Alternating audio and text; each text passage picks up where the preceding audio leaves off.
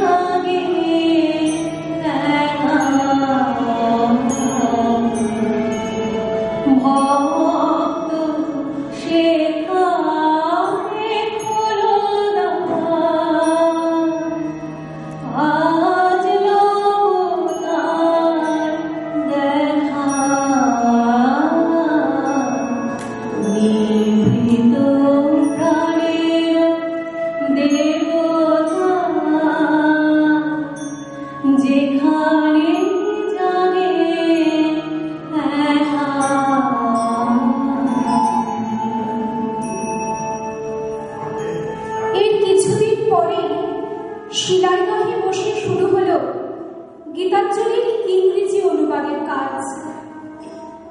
কবি চিঠিতে লিখেছেন,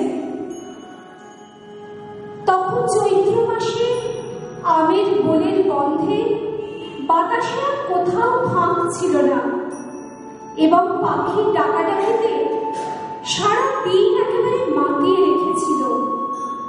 সেই সময় ওই গীতাঞ্জলির কবিতাগুলি নিয়ে তর্জমা করতে বসে গেল।